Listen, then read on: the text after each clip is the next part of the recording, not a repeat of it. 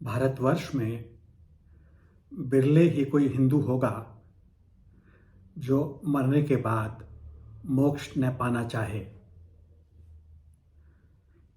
हिंदू धर्म में, हिंदू परिवारों में जब भी कोई मृत्यु होती है तो अक्सर समाज के लोग, घर के लोग यह कहते हुए पाए जाते हैं कि बड़ा अच्छा इंसान था, प्रभु इसे सद्गति दें, प्रभु अपने चरणों में इसे स्थान दें, यह तो बड़ा दानी आदमी था, इसे अवश्य मोक्ष प्राप्त होगा। क्या यह सच है? उपनिषद कहते हैं मोक्ष की अवस्था तक पहुंचने के लिए मनुष्य रूप में हमें 11 लाख योनियों के भंवर से गुजरना होगा। उपनिषदों में उल्लेख आता है कि हम एक लाइफ का एवरेज 10 साल ले सकते हैं, तो 11 लाख योनियों के लिए 1 करोड़ 10 लाख साल का सफ़र। तो मनुष्य अगर यह सोचे कि वो एक जन्म में मोक्ष ले सकता है तो यह कैसे संभव है? फिर भगवान ने, प्रभु ने, ब्रह्म ने 11 लाख योनियों का चक्र क्यों चलाया?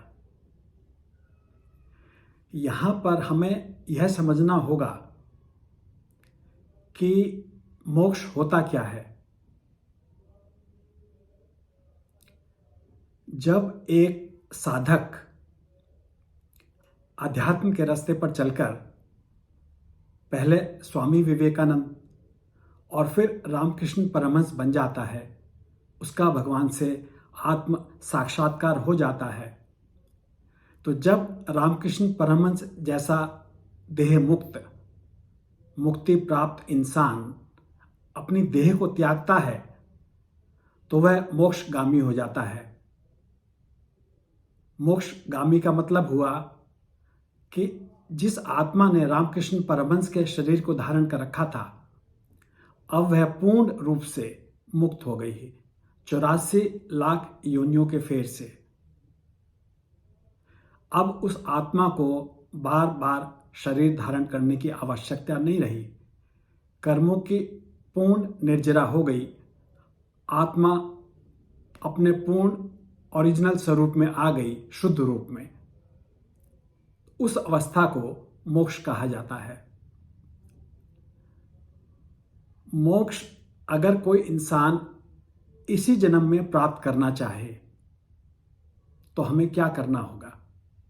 यानी हमें यह नहीं मालूम कि हम 11 लाख योनियों में किस योनि पर स्थित हैं, लेकिन फिर भी हमारी हार्दिक इच्छा है कि हम इसी जन्म में मोक्ष की अवस्था में आ जाएं या पहुंच जाएं।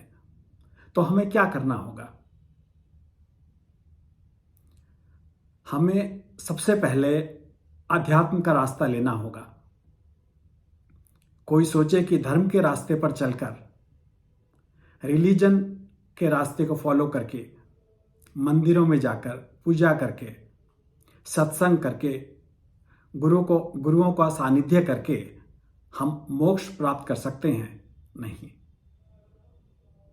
हमें आध्यात्म के रास्ते पर सिर्फ और सिर्फ ज्ञान योग का रास्ता लेना होगा। ज्ञान योग यानी चिंतन का रास्ता, जिसे इंग्लिश में कंटेम्पलेशन कहते हैं। इस चिंतन के रास्ते को या ध्यान कैसे करना चाहिए, मैंने पिछले वीडियो में मेडिटेशन क्या है, ध्यान कैसे करना चाहिए, अच्छे ढंग से समझाया है। चिंतन के रास्ते से अगर कोई साधक स्वामी विवेकानंद बनना चाहे तो मात्र 12 वर्ष लगते हैं ब्रह्मचारी रूप में, और शादीशुदा पुरुष को 14 साल। यही कारण था कि राम को 14 साल का वनवास हुआ था। राजा जनक और राजा दशरथ ने सोचा था कि राम जंगलों में वनवास करेगा, वहाँ अपनी तपस्या करेगा और जब 14 साल में लौटेगा तो उसका चिंतन पूरा हो चुकेगा, वो आत्मज्ञानी बन चुकेगा, केवल्य ज्ञान की स्थिति पर पहुंच जाएगा। लेकिन चिंतन के अलावा एक और बहुत जरूरी एस्पेक्ट है अध्यात्म में जो हमें करना होगा। हमें ब्रह्मचर्य का पूर्णतया पालन करना होगा। 12 साल का चिंतन और 12 साल का ब्रह्मचर्य का पालन। ब्रह्मचर्य क्या होता है यह मैंने अपने ब्रह्मचर्य की वीडियो में बहुत अच्छी तरह से समझाया है। हम शारीरिक संगम ना करें, ये तो मात्र 5% ब्रह्मचर्य है। असली ब्रह्मचर्य होता है अपने विचारों से, सेक्स से रिलेटेड विचारों की हमेशा के लिए निवृत्ति, हमेशा के लिए। 12 साल तक कंटिन्यूअसली अगर हमारे मन में एक भी विचार नहीं आए तो वो साधक कैपेबिलिटी रखता है इसी जन्म में स्वामी विवेकानंद के लेवल पर पहुंचने की। 12 साल ना सही 14 साल, मैंने खुद अपनी जिंदगी में 6 साल की उम्र में आध्यात्मिक सफर शुरू किया था और मुझे खुद 31 साल लगे।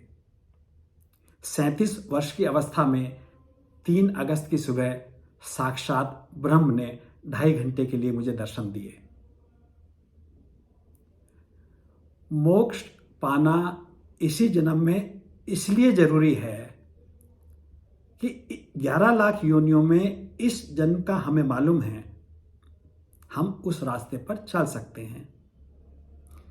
अगले जन्म में जब हमारी मृत्यु हो जाएगी तो हमारी आत्मा कौन सा शरीर धारण करेगी? हम यूरोप में पैदा होंगे या अमेरिका में या भारतवर्ष में, हमें नहीं मालूम। इस जन्म में अगर हम पुरुष हैं तो हो सकता है अगले जन्म में हमारी आत्मा महिला का रूप धारण करे। तो हम उस रास्ते के बारे में कैसे सोच सकते हैं? क्या गारंटी है? और हो सकता है हिटलर जैसे इंसान को अगली योनि मनुष्य की तो मिलेगी ही नहीं, जिसने लाखों यहूदियों को मरवा दिया। अगले जन्म में वो आत्मा या तो पशु का रूप धारण करेगी या पेड़ों का या इंसेक्ट का। तो मनुष्य रूप में हमें ये मानकर चलना चाहिए कि हमारे पास एक ही जीवन है और बाकी जितनी बची हुई योनियां हैं वो तो आत्मा की हैं। वो क्या रूप धारण करेगी, क्या करेगी या नहीं करेगी, ये उसको देखना है। हमारे पास सिर्फ एक जीवन है। मैं विजय कुमार इसी जीवन का मालिक हूं। तो इसीलिए 6.5 साल की उम्र में मैंने तय किया कि भगवान की खोज में जाना है, आध्यात्मिक सफर में जाना है। उस समय तो मालूम नहीं था कि मैं केवल्य ज्ञानी बनूंगा या नहीं और मोक्ष की स्थिति में आऊंगा या नहीं, लेकिन प्रभु के दरबार में पहुंच गया आखिरकार।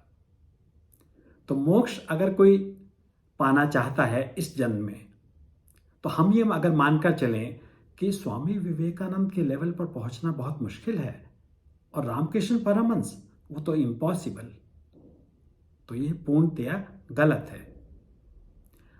मेरा ये दावा है कि जितने भी हिंदू धर्म के फॉलोअर हैं, भारतवर्ष में रहते हैं, हर एक के अंदर एक ऐसी चेतना मौजूद है जो हर इंसान को, हर साधक को स्वामी विवेकानंद के लेवल पर ले जा सकती है।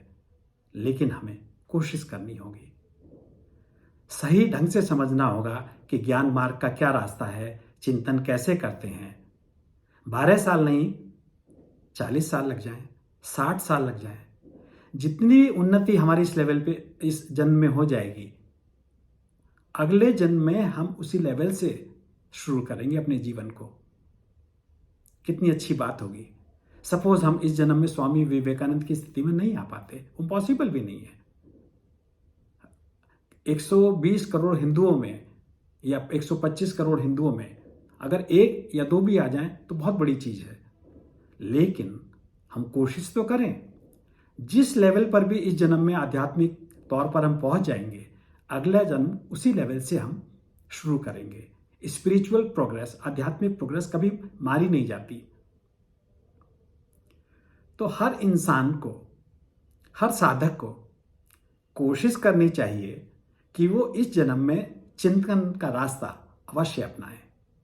और चाहे वो ब्रह्मचारी हो, छोटा बालक है जो ब्रह्मचर्य का रास्ता फॉलो करके स्वामी विवेकानंद वाले रास्ते पर चलना चाहता है, या रामकृष्ण परमहंस का रास्ता, गृहस्थ होकर भी ये किया जा सकता है, पॉसिबल तो है। तो हम कोई भी रास्ता अपनाएं बिना ये देखे कि हम किस लेवल तक पहुंचेंगे, हमें मोक्ष पाने की इसी जन्म में कोशिश करनी तो चाहिए।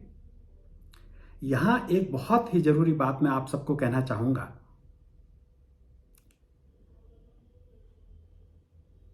मैं सच्चे साधक के लिए 24/7/365 24 घंटे, हफ्ते के 7 दिन, साल के 365 दिन अवेलेबल हूं।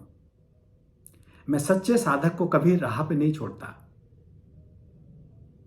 जो मन में प्रश्न आते जाएंगे, अगर वो कोशिश करने के बावजूद उनको समझ नहीं पा रहा है, तो मैं हूं। व्हाट्सएप के माध्यम से, कमेंट्स के माध्यम से आप कमेंट्स में अपने क्वेश्चंस लिखिए तो सही। मैं कोशिश करूंगा कि उसके ऊपर एक और वीडियो बना दूं। तो ये वीडियो का सिलसिला जैसे ही चालू होगा, धीरे धीरे प्रश्न खत्म होंगे, फिर और प्रश्न आएंगे, फिर और प्रश्नों के ऊपर वीडियोस बनेंगे। इस तरह से सिलसिला चालू हो जाएगा। मेरे साथ जुड़ना चाहते हैं, आध्यात्मिक सफर करना चाहते हैं, तो मेरा यही कहना है कि आप मेरे वीडियोस को बहुत ही बारीकी से देखें, बार बार देखें और मर्म तक पहुंचने की कोशिश करें। वक्त लगेगा, मैं बताता हूं क्यों लगेगा। जब मैं 6.5 साल का था तो मुझे यह नहीं मालूम था सही ढंग से कि धर्म का मतलब क्या होता है। मैंने बहुत लोगों से पूछा कि कोई मुझे धर्म की परिभाषा समझा दे। मुझे कोई नहीं मिला। तकरीबन 7 साल लग गए मुझे धर्म की परिभाषा समझने में। फिर धर्म और रिलीजन में क्या फर्क है? आजकल तो लोग यही मानते हैं कि धर्म ही रिलीजन है और रिलीजन ही धर्म है, लेकिन ऐसा तो नहीं, दोनों अलग चीज हैं। तो धर्म और रिलीजन की डेफिनेशंस को समझने में मुझे करीब और 3-4 साल लग गए। आप विश्वास नहीं करेंगे, धर्म, रिलीजन और अध्यात्म, तीनों की डेफिनेशन समझने में मुझे अपने आप पूरे 15 साल लगे। जब मैं 22 साल का था तब मुझे समझ में आया कि धर्म में और रिलीजन में और अध्यात्म में क्या फर्क है। बात तो कितनी छोटी है, 15 साल। लेकिन हां, अध्यात्म की प्रगति इसी तरह से होती है। अन्यथा भगवान ने तो 11 लाख योनियां बना दी हैं। आप इस जन्म में अध्यात्म के रास्ते पर नहीं चलना चाहते तो मत चले, धीरे धीरे चलते रहेंगे। 11वीं लाखवीं योनि पर आते आते स्वतः ही आपको मोक्ष हो जाएगा। लेकिन इस जन्म में कुछ करना चाहते हैं, अध्यात्म के रास्ते पर चलकर मोक्ष पाना चाहते हैं, तो मेहनत करनी होगी।